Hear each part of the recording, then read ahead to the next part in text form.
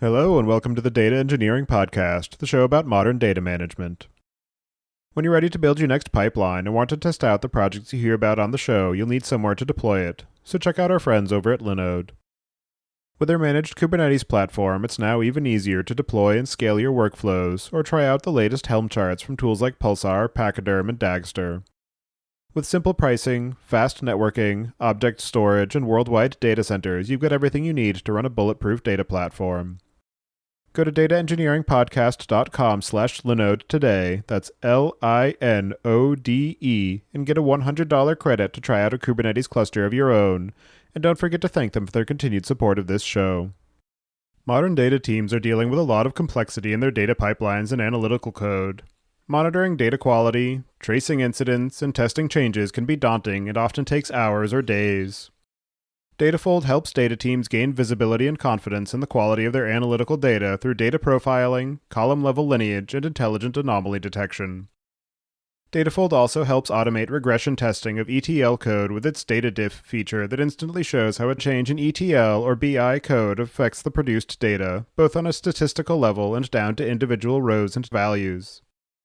Datafold integrates with all major data warehouses, as well as frameworks such as Airflow and dbt, and seamlessly plugs into CI workflows. Go to dataengineeringpodcast.com/Datafold today to start a 30-day trial of Datafold.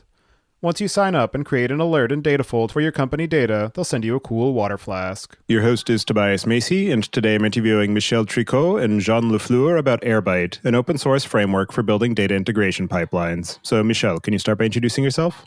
So I'm Michel. I have been working in the data industry since I started my career in 2007, started more on like financial data. And in 2011, I moved into the US and actually started in this company called LiveRamp, which is today a public company. And over there, I was running all the integration team, which was like 30 people. And we're basically powering all the data exchanges from LiveRamp and to LiveRamp. So we're talking hundreds of terabytes of data that was delivered on a daily basis. Like one of my core competencies since I started working. And Jean, how about you? AirByte is actually my fourth startup. I was into B2Cs and into dev tools, but the latest startup before AirByte was a software engineering management platform that sits on top of all the dev tools. So we had to build all those ETL pipelines, like 6, 7, before we can bring any value. And it was a mess. So that's when I get into data. And Michel and I, we've known each other for 7 years, and we knew we wanted to work together. So when my first startup, this one, didn't end well. 2 first ones were exited. But at that point, we decided to do something about it. And so that brings us to the project that you're working on now, which is AirByte. So I'm wondering if you can give a bit of background about what it is that you're building there and some of the story behind it and how it got started. Yeah. So one thing that we've discovered over the years, and John in his last experience, is that building integration is hard. Building it like technically is easy, but the complexity comes from like the maintenance of it. And it's a problem that is taking a lot of people's time in every company that we've talked to, every company that we've been at. And we thought and everybody is redoing the same thing over and over again. Like you have like 100 Stripe connectors that exist in the world, even more. And what we thought is, at that point, is we want to be able to better leverage the human effort on like providing these connectors, and anybody can use them and contribute to them and cover this long tail of integration. So while we were investigating for that project, we actually talked to customers of existing solutions like Fivetran, Stitch Data, or Matin, and each one of them was actually building a parallel system to cover integration that were not supported or that were not behaving the way they wanted. And that's what really motivated John and us to go for like an open source approach where people can address the long tail and we can work with the community on that. And as you mentioned, data integration is something that you would think would be a solved problem because of how long it's been a problem and how many different efforts have been made to try to address it. But I'm wondering if you can just talk through some of the landscape of data integration and some of the issues that exist in the different solutions and how AirByte is aiming to distinguish itself in that space? You have three different options. You have the closed source, cloud-based, like Fivetran or Stitch Data. The issue here is that, well, they will never be able to really cover the long tail of integrations because, as Michel mentioned, the issue is really about maintaining the connectors. So if you're closed source and cloud-based, you will have always this ROI consideration to support a new connector. So after 8 years, when you look at Fivetran, they have 150 connectors. So that's why when we talk to their customers, and we talk a lot with, right now, we have 500 companies that tested us, and so we talked a lot with them. A lot of them are using Fivetran, but they need other connectors as well. So that's one of the issues with closed source. But cloud-based, there's the privacy, data privacy, which is not a first-class citizen. The other type of companies, you have closed source and self-hosted, like Matillion or Data Coral. So they solve the self-hosted problem, but not the closed source one. And it's really a top-down sales cycle in that case. You cannot have just like a bottom-up approach where you have a data engineer that needs to fix any connector, build a connector, and just start using them. And that's where the open source part comes in. And in the open source, you have Singer, but the issue is, I don't know if you've seen that, but Talon purchased Stitch Data, who is the owner of Singer, and they stopping investing in them. And the Singer is also a lot of repos, there's less maintenance, there's not much standardization. And at that point, you see a lot of their tabs that are going out of date. And that's where we come in. As the open source, we want to standardize the way it's being done. And it also, open source enables us to address other use cases that closed source cannot address, like databases, replications, kind of things. Yeah, I've definitely been aware of the Singer spec for a while now and kind of saw some of the initial interest around it. I know that there was never really a great way to find out information about how you actually implement it and tie things together and manage the overall deployment and monitoring of it. And I know that the Meltano project has recently pivoted to try to be kind of the de facto way of using the Singer taps and targets and trying to level up the overall Singer ecosystem. And then there are also a number of projects like Mbulk and Goblin that have been approaching it in a slightly different way, where there's sort of the monolithic core with the different plugins that you can add in for sources and destinations, but it's not necessarily as flexible as the Singer specification, where you have just this interchange format along the same lines of like a Unix pipe. And then there are other things. You mentioned Fivetran and Matillion, but then in the previous generations, there were things like SQL Server Integration Studio, which was closed source, or Pentahost Suite, which was more of a drag and drop GUI type of approach. And so it's definitely interesting to see the evolutions of the ways that the data integration problem is trying to be solved as the overall data ecosystem continues to grow and change in terms of the sort of best practices. Yeah, I mean, one thing that Singer attempted to address was really around like building the connector. But building the connector is just the visible part of the iceberg at that point, which is, as I mentioned, like writing a connector is something that you can do. It takes you a few hours. But the real complexity, and that's why it's still an unsolved problem, is like a connector is going to live. It depends on an external resource, an external system, and this external system is going to change. And what you want is you want to have a process. Back like in a few years ago when we built the integration team at Liverum, one of the core, we were maintaining like 1,000 or 2,000 connectors, and we had to have a very, very strict process on how do you test, how do you monitor. It's not just about writing the connector, it's really everything that goes around it. And yes, it's good to have an exchange format, but you also need to have a process around maintenance. And that's what is the most important for connectors. And so for the AirByte project, I'm wondering if you can give a bit more context about how you view the target users for it and some of the ways that that persona has helped to guide and inform the way that you have designed the overall system and the interfaces that are available for interacting with it. The first user that we're really targeting is the data engineer. It means it's the person that is spending a lot of time maintaining connectors and making sure that data migration happen correctly. And this is a huge burden for this team. So what we want first is we want to unburden them by providing them with a working solution out of the box. But this data is not always consumed by data engineers. And that's where we are also thinking about the second category of user that we're targeting. It's people are becoming more data savvy in organization. You have more data scientists, data analysts, and more people that need to interact with data. And the warehouses like Snowflake, the BigQuery, have enabled this new role to become smarter with data. But it's good to have a processing engine for getting insight from data. But first, you need to get the data in. And when we think about our user and how they inform us, is a data engineer doesn't want to spend time like enabling a new pipeline.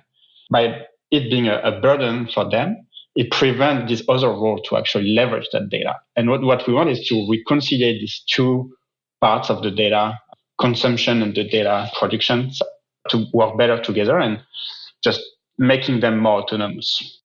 In terms of the actual sort of default interface, I know that you have oriented around a UI-driven mechanism of being able to set up sources and destinations. And I'm wondering if you can discuss some of the benefits and trade-offs of that approach as opposed to a more just sort of textual approach where it's code native and everything goes into source code. Yeah, as I mentioned, the thing is organization and people in organization are more data savvy. And these people are not always technical, and what they understand is a UI. So for us, the UI is more like, how can we provide value as quickly as possible? How can we make them autonomous as quickly as possible? Now, the way we're also thinking about it is it has to integrate well with the data infrastructure that is already present in these teams, in these data teams. And that's why right now it's very focused on UI, but behind the scene, it's also powered by an API. And in the end, like this API, we will be able to describe more, like having a more like textual way of configuring AirByte and running data replication on AirByte. But it's really getting the value, 80% of the value as quickly as possible at that point. And so before we dig into the technical aspects of AirByte, I'm wondering if you can give a bit more background as to what your motivation is and how you view the business opportunities of creating this open source platform and the overall ecosystem that is available for growth in the data integration market. So when we started, as Michel mentioned, we tried to talk to as many of Fivetran Stitch and Matillions customers as possible and wanted to see some patterns. So that's how we learned that closed source, cloud-based wouldn't really fix the problem, but only an open source one would. So our first goal is really to become the standard for open source. That's our goal for 2021. So we won't be focusing on any monetization related features until 2022. And at that point, what we see is if we become the standard, then we can have several business model options. The first one could be a standard open core model where any features that addresses the need of an individual contributor should be open source. So that includes connectors, but anything that addresses the need of the company could be licensed. And that's where hosting and management, we're thinking of a cloud-based control panel. Your data stays in the data plan, so in your infrastructure, we won't have access to it. Where we can provide an SLA, for instance, or any enterprise features such as data quality, privacy, compliance features, SSO, user access management, these kind of things. And that's one option that we see there will be a lot of business in. And we completely find that like 90% or 95% of our users just use the community edition. We're very happy that we make a change and we help a lot of companies, that the impact of the company is much more than our revenues. And the second business model is more what we call powered by AirByte, where we can power all your connectors with our API, and you offer those connectors to your own clients. So you're in charge of your UI, and you integrate with our API, and we power in the backend your connectors. Digging a bit more into the actual implementation of AirByte, can you describe how the overall system is architected and some of the ways that the approach or the overall goals of the platform have grown or evolved since you first began working on it? Yeah, and I just want to go back on one thing regarding the UI, API, and more like descriptive way of configuring a data pipeline. If you're thinking of how AWS started, they started first as just a UI. Then they provided an API, and then you had tools like Terraform that went on top of it that leverage an API behind the scene. And we see that as a nice trend on how we can like address many type of usages, but starting by the one where you get the value directly. In terms of regarding your question for the architecture, so there are two main parts to AirByte. The first one is the one we call core, which is everything that is related to configuration, everything that is related to our API, our UI, and also the scheduler. And the piece that also takes care of running the different synchronization and replication processes. And on the other side, we have also the integration. So all the infrastructure that comes into play to build a solid integration. So it's about how it's being packaged, how it's being tested, how it's being monitored. So we have like really these two sides to the project. Yeah, I mean, we've made some choices today around like the scheduling because we wanted to get the value as quickly as possible. At the moment, we're talking with several data teams where what they want is they don't want to use our scheduler, which is, I don't think, the best in the market compared to an Airflow. And they want to have Airflow to actually schedule and manage all the scheduling and the triggering of this replication job. So right now what we're doing is we are making our scheduler a lot more mature so that it can interact very well with all these external data systems. So that's one thing we've learned during our journey. And that we're putting a lot of effort on is like very deep integration with the rest of the data stack. Same thing, we're also leveraging dbt for a lot of our model transformation. Right now, everything is happening behind the scene. But what we're seeing with our users is that they want to have access to the dbt model that we leverage to do this transformation so that they can then cascade more transformation and more analysis on these generated models. I also know that the core implementation is based on Java and that you also support Python for being able to build some of these connectors. I'm wondering what your decision-making process looked like for choosing the overall technology stack and some of the design goals that you had that also led you down the path of using Docker as kind of the first-class concern for how to package and deploy the overall system. For the language that we use, so Python for all the connectors is, I think, something where people are very familiar with. And the fact that, for example, the Singer community has been very involved with Python shows that it is a language that has a lot of success to build these connectors. So that's why we went for Python. Now, we also support connectors in Java, but I can talk about that when we discuss about Docker. Now, the reason why we use Java for core is more like for historical reason, where what we've seen over the past 10 years is that a lot of the data technology has been built either with Java or Scala or like JVM-based technology. And also it's the one where the team is the most familiar with. And at that point, Java is really, we're comfortable with it. We're not attached to it. We are ready to have like a Kotlin implementation of a part of our core. It's really about how quickly can we deliver value to our user? And we know that in the data world, and in enterprise, people are very familiar with Java. So it seems like a ubiquitous language at that point. But if someone wants to write a very important part of the core in Go, that's something that we would support as well. The language is a tool to get to a goal at that point. Now on the side of the connectors. So this is a very interesting question. The thing with running connectors is when you have the code, then you have the tests that run around it. And to run that, you also need to know what environment you need. And that is actually a very problem that a lot of people that have been using Singer in the past have encountered, where they don't have the proper version of Python, they don't have the right path environment. There is a lot of things that come into like the configuration and the environment. It makes packaging harder, meaning that suddenly you can pull dependencies that are not up to date. And the reason why we wanted to use Docker is because the data infrastructure is moving more and more toward containerization. People are like, Kubernetes is becoming ubiquitous. So we want it to be very compatible with this system. We wanted to have the connector to be fully shipped with the environment that it requires to actually run.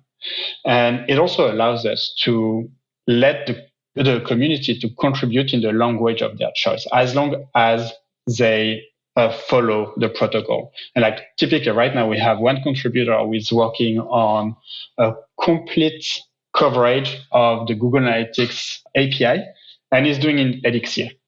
And we don't need to know how to install an Elixir environment. Nobody should know about that. It's shipped in Docker and it works out of the box. So it's really about the simplicity and simplicity of the maintenance. It obviously has some downside, but these are more like execution complexity. And once they are fixed, we're good to go. We need to be able to properly schedule these containers, and that's something we're working on.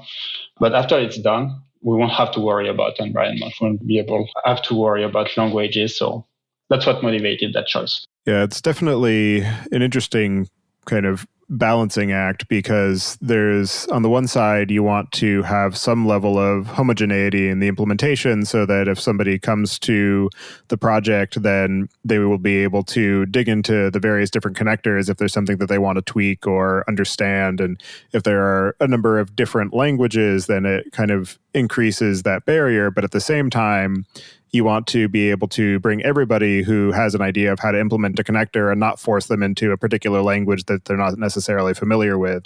It's interesting how Docker and containers have kind of changed that dynamic a little bit. Yeah, it's also amazing for everything related to developer experience. That's a huge thing that we're working on, is how can we make the onboarding of community members seamless? Having it backed by Docker, having it backed by container means that anyone can come into the project and they don't need to install some random CLI on their laptop. They can just open the project and boom, they can start develop on the connector. On the point of contribution and community growth, I also noticed that you have taken a monorepo approach where all the connectors are housed in the same repository as the core implementation. And I know that sometimes that it's another balancing act where, on the one hand, it makes it easy to find all the connectors because they're all in one place. But on the other hand, it also means that somebody who's contributing needs to be able to navigate their way through the project, and it can complicate some of the ways that you handle things like version numbering and deployment of individual connectors, because then you have to version the entire repository all at once. And I'm wondering what your thoughts are on that and what led you to go down the monorepo path. So the monorepo is a decision that we made because we knew that we were going to iterate on the protocol a lot. And I think that's one piece that has been hindering Singer, is it's very hard for them to iterate on a protocol because every single connector is just spread across like hundreds of different GitHub repos. So if they want to make a breaking change, and I think when you start a project, you are going to be doing breaking change, having the monorepo allows us to keep all the connector here. And whenever we do that breaking change, we can migrate all these connectors to properly adapt to the new protocol. Now, as the protocol matures, I think the different connectors are going to be spread across different repos for sure, because there will be people who want to just have it on their own repo and they don't want to contribute to the main one. And that's fine. It's just that for now, it gives us a lot of control on how we develop the protocol and how we improve it. It also allows us to provide a developer environment for contributors. That's especially important at first when you want to onboard new people, where the build system is just working. So if someone wants to create a connector, they have like the test infrastructure in place.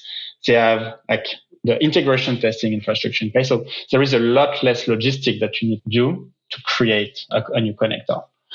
Also, it's a way for us to just keep the community eyes on only one repo. So making sure that people know everything that's happening and they don't have to look in like hundreds of different places.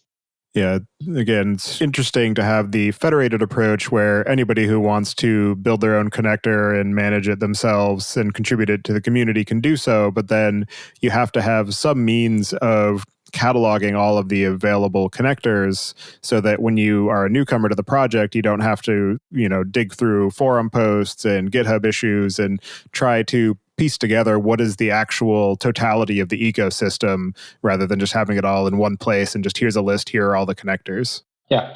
And definitely the day we start splitting up the monorepo, if we need to, that is going to be a prerequisite, is we need to have a way of cataloging this and make the discoverability of these connectors extremely easy. RudderStack's smart customer data pipeline is warehouse first. It builds your customer data warehouse and your identity graph on your data warehouse with support for Snowflake, Google BigQuery, Amazon Redshift, and more. Their SDKs and plugins make event streaming easy, and their integrations with cloud applications like Salesforce and Zendesk help you go beyond event streaming.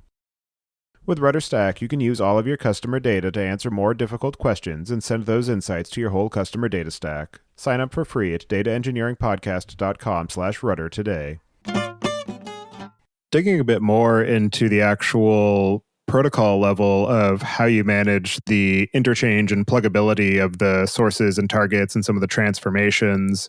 I know that you have a number of blog posts that dig into your experiences of exploring the Singer specification and the implementations there and some of the lessons that you learned from it and some of the reasoning behind choosing your own protocol specification that is forwards compatible with Singer if somebody wants to translate a Singer tap or a target into the AirByte system, but is not backwards compatible. And I'm wondering if you can just talk through some of the shortcomings that you saw in the ways that Singer manages that data interchange. And also, given that you do have this new protocol that you have documented, what you see as the potential for a more widespread community adoption of that specification with alternate implementations.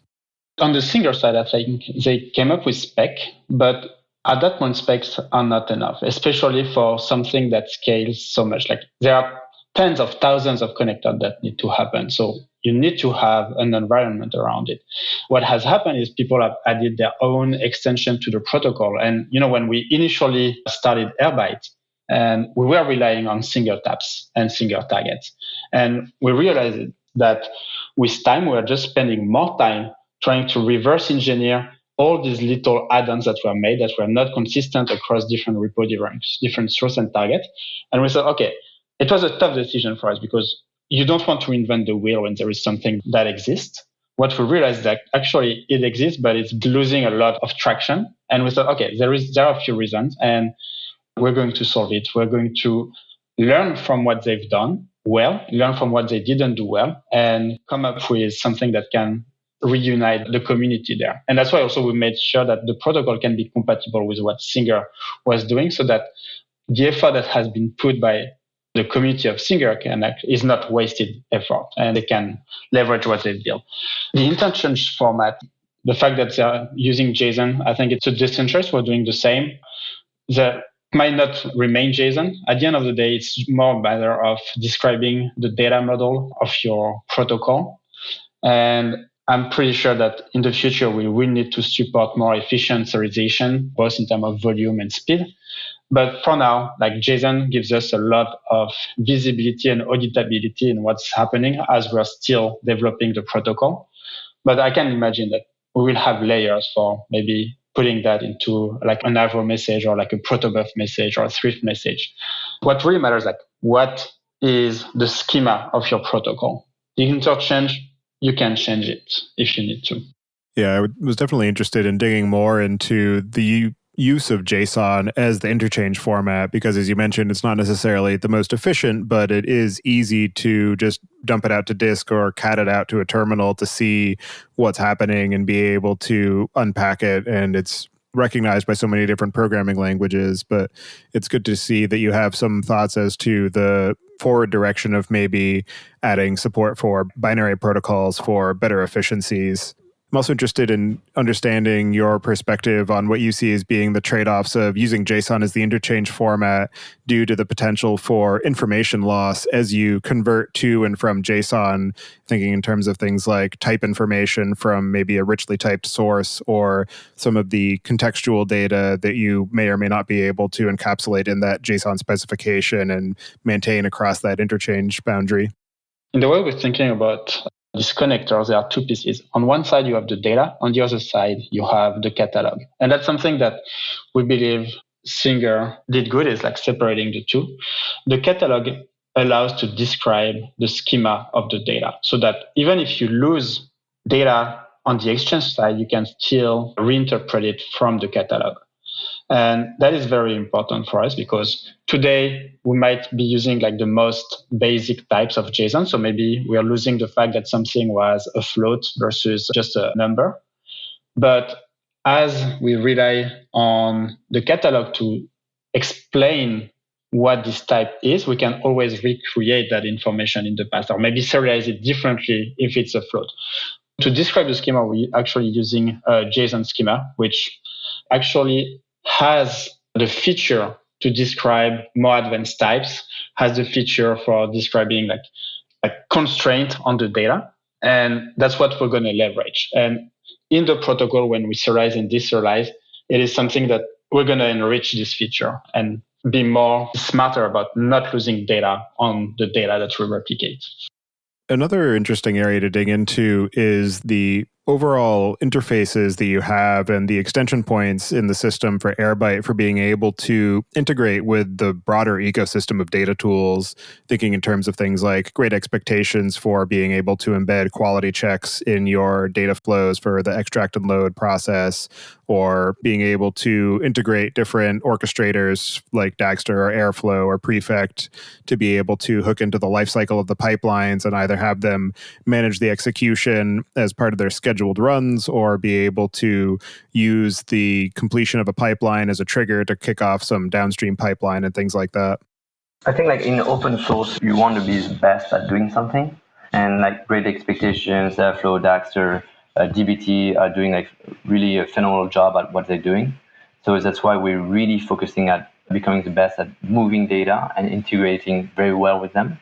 So for instance, Airflow, the integration with them should be coming within a couple of months, but actually you can already use us with Airflow using our API. And definitely dbt, Dagster, Great Expectations are in our short-term roadmap. And so for people who are interested in getting started with AirByte and using it within their data flows, what's involved in actually getting it set up and creating a pipeline and being able to gain visibility into the data flows and just the overall maintenance and implementation of AirByte within somebody's overall data platform? So we've optimized a lot on single instance runs. Right now, we're also working on making it multi-node and integrating better with Kubernetes. We have an alpha version of it. If you want to just the simplest version of AirByte, it's just a matter of running Docker Compose. It's going to spin up a bunch of containers and you're up and running. You have a UI. And at that point, you can just connect to the UI and you can start configuring your sources and destination. And it will start syncing and replicating data. So it's as simple as that. In terms of the maintenance, we are iterating on like making the upgrade path a lot nicer and the visibility into the system. So right now we expose as much log as we can. And when we help the community or like our user to understand what's going on, generally they just need to expose the logs and we get it and we debug together. And like it gives us visibility. Now we want to integrate with more like logging ingestion system so that people can see that into their dashboard. But that will come with time and with where the community is pulling us. Yeah, the maintenance, we're working on the upgrade path at the moment. We've released something last month on making sure that we can upgrade configuration. Back in the day, it was just you have to remove everything and restart from scratch. Now we can actually go from one version to the next and you don't lose your existing configuration, existing data state. Yeah, we're really going for like the simplicity of operation and the simplicity of deployment. And then you mentioned the work that you're doing to make it multi-node. So I'm wondering if you can just talk through some of the axes for scaling a deployment of AirByte and scaling the throughput capacity of a given set of pipelines and just some of the challenges that exist in data integration that might be unique to that space. So there are a few dimensions on which you can improve scale. The first one is, depending on how many connectors you have, you might want to spread that across multiple nodes. And that's, to us, one of the more straightforward way to scale your data replication. We already have people who have like 15 or 20 connectors configured. And at that point, like one instance is not enough and they need to run that on multiple nodes. So this is really for like the number of existing replication. Now, the other dimension on which you need to be able to scale is on the scale of the data. So when you're talking to an API, that's okay. In general, the volume is not going to be more than 10 gigs a day. Now with databases, when you start integrating with like a Kafka stream or like this very high throughput or like a click stream input, this changes. And at that point, things that we're exploring, for example, on database, and we're going to release something in the next month or two, is more around smarter database replication using change data capture solution, and also on partitioning the worker. So typically, if you want to replicate like a Kafka stream or a Kafka topic, you might want to have more than just one worker pulling data from this Kafka topic. And so these are the kind of axes for scale that we have today. The one we have is around breaking down all these integration on multiple nodes. And we're going to work on the next ones during the year. In terms of being able to manage the upgrade flow for people who are running AirByte and being able to ensure that they can do sort of a continuous integration or continuous delivery approach for bringing in new connectors or upgrading the versions of AirByte, what are some of the challenges that you're seeing from your own experience of running it and that users should be aware of as they're designing their deployment strategies for bringing AirByte into their infrastructure? So a protocol change is generally going to be something that is easy to catch, meaning AirByte provides raise guard here where it's not going to sync data if the protocol is incompatible. So at that point, it's a matter of like updating the different connectors. Now, the real challenge with data integration is more like, what if the data format changes at the source level? How do you handle the migration? And that's where like the complexity is. And I think there are a few automated strategies that you could put in place when like type are changing, columns are being renamed. And this is something that will be configurable by the user within AirByte on what kind of strategies they want to adopt.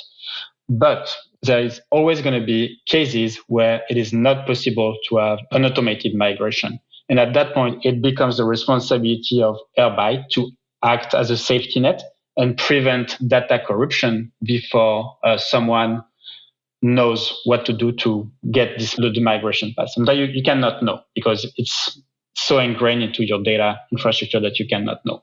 And I would say that's for every data system that you have, that's probably one of the hardest problems. And because we are really focusing on extract and load, we want to make sure that we protect people from ingesting incompatible data. That is the biggest thing for us.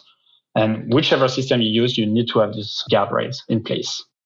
And in terms of the specific categories of connectors, as I look through the work that you've done and the work in the Singer ecosystem and just the overall space of point-to-point integrations for the extract and load paradigm, it seems that the majority of effort as far as the destinations has gone into kind of the major data warehouse vendors. So thinking in terms of like Redshift, Snowflake, and that there is not as much effort, or that there's just some incidental complexity that prevents a lot of agreement on how to do things like loading data into S3 for use with things like Spark or Presto, or the support for maybe more open source data warehouse or data lake infrastructure. And I'm wondering what your thoughts are on that.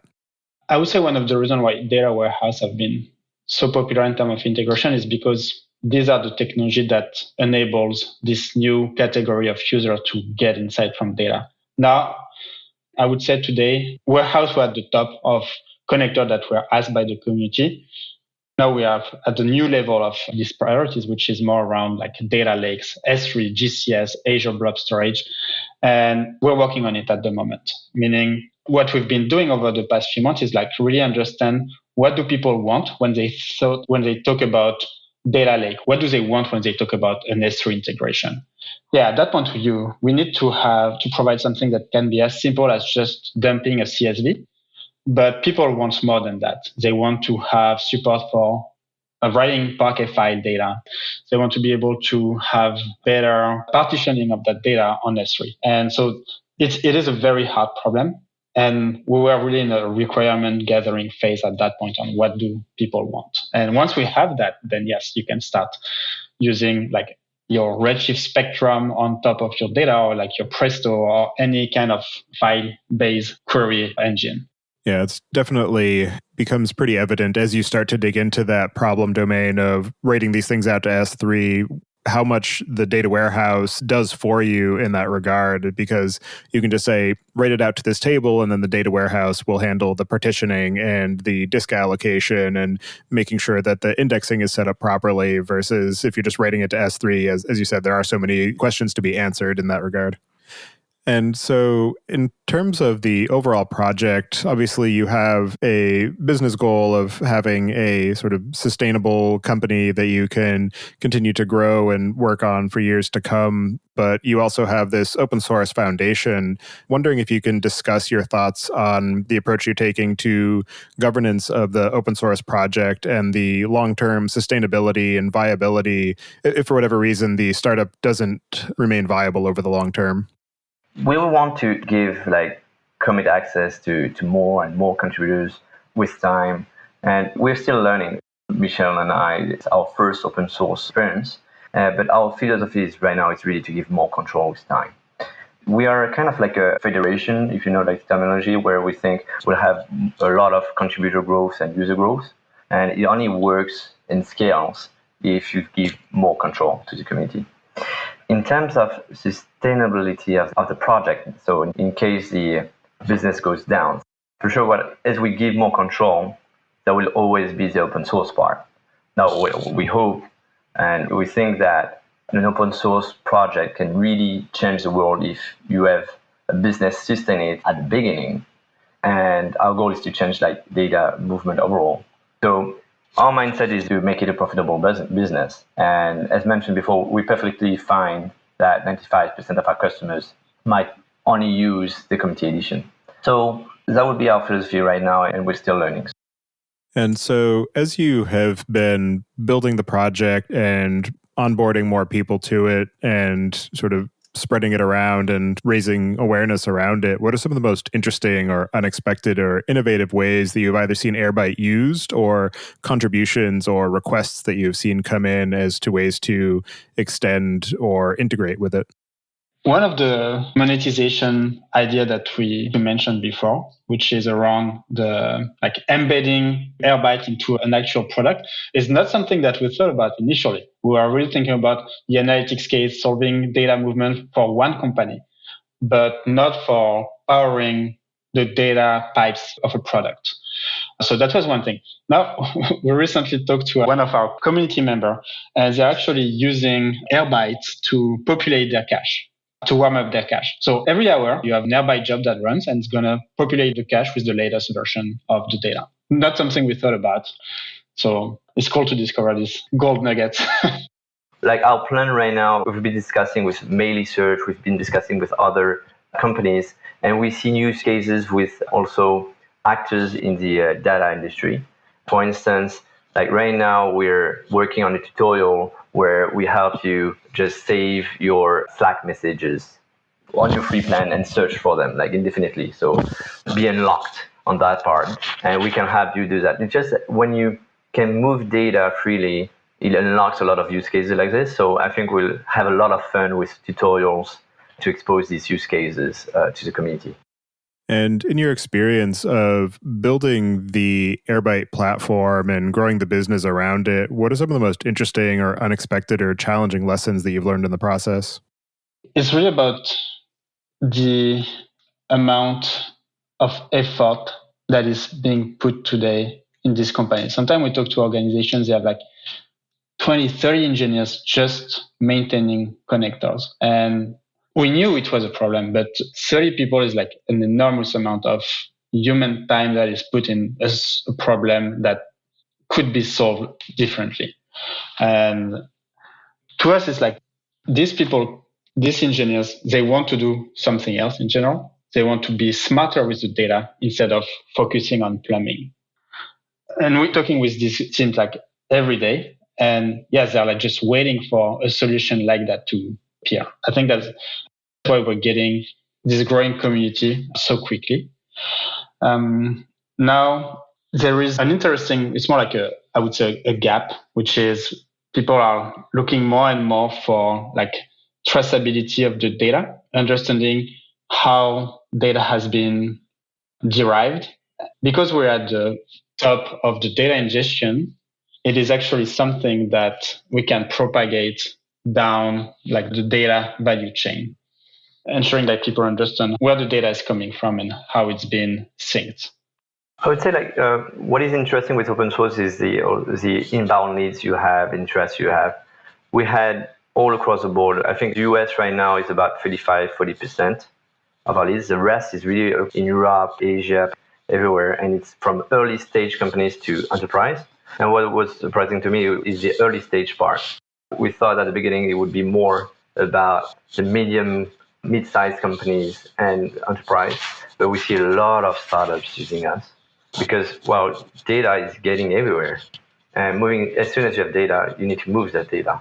So we are at the beginning of a long journey. For people who are looking for a means of building a data integration solution or onboarding new data sources, what are the cases where AirByte is the wrong choice? I would say today it's when you want to integrate unstructured data. This is not something we've been focusing on at all. We're really focused on like structured, semi-structured. If you have like blobs of data with no schema, it's not something that where we're going to be very good. We actually talked to a few companies who needed that, and yeah, that's probably not the right time for us to be solving that problem. I would think of potentially one case if you have a lot of data that you need more than your workstation to replicate data, and you have no engineers like to help you, no data engineers to help you. You're only like a data analyst and you just this data replicated. In that case, you need somebody to help you deploy us more than in your service. So that's a case where you might want to have the cloud-based approach. But we're thinking about providing a hosted version like in the next 4, 5, 6 months. So this is something that we'll be able to address at that point. As you continue to iterate on AirByte and as more people continue to use it and provide feedback, what are some of the things that you have planned for the near to medium term future of the project and of the business? Reliability is number one. Ease of deployment, ease of maintenance. It has to become a no-brainer to use us, and it has to work all the time in every situation. Like connectors is like 1,000 paper cut problem. And right now with the community, we're learning how to take and solve this 1,000 paper cut problem. So reliability. And after that, it's really focusing on having a better support and focusing on building our community, because we need the community to help us and to like build this long tail of integration. So it's both like a technical challenge for us and also like making sure that we become the open source standard for solving that problem. I would add to that integration with the data stack, especially so Great Expectations, dbt, Airflow, Daxter. We have a alpha version for Kubernetes as well. So like expanding to multi-node. Really the goal by the end of the year is that we've become the open source standard, the obvious choice. That's really our goal before we focus on any monetization features. Are there any other aspects of the AirByte project or the overall space of data integration and the work that you're doing to grow the community around the open source aspect and the business layers that we didn't discuss yet that you'd like to cover before we close out the show? So like we're recruiting senior software engineers and a founding developer advocate. Our focus is really about building up the community and increasing the conversion between users and contributors. So making it as easy as possible to build to help us build connectors and maintain them. So yeah, it's a long journey. We're starting with reality, but the goal is really to change how data is being moved and like not be an issue anymore in a midterm future. And for anybody who wants to follow along with what you're doing and get in touch, I'll have you add your preferred contact information to the show notes. And as a final question, I'd like to get each of your perspectives on what you see as being the biggest gap in the tooling or technology that's available for data management today. We're getting better at processing data. We're actually becoming very good. And I think we've seen it with the success of Snowflake. But with more opportunity to leverage data, we're starting to discover more problems like discoverability of the data, metadata associated to the data, the quality of that data, like the security, because now you're opening data to more and more people. So you need to make sure that you are following like security, privacy, like there's all these things that are coming that has been unlocked by the ease of data processing. And I think we're going to see a lot more open source or commercial companies that are going to come into this industry in the next few years, because it's becoming democratized, and with democratization comes all these like side effects of more control on the data. The next 3-4 years will be very interesting in the data industry. Well, thank you both very much for taking the time today to join me and share the work that you're doing on AirByte. It's something that I've been keeping an eye on for a little while now, so definitely excited to try it out and experiment with it a bit. So thank you both for all the time and energy you're putting into solving some of the problems around data integration, and I hope you have a good rest of your day. Thank you, Tobias. Thank you, Tobias.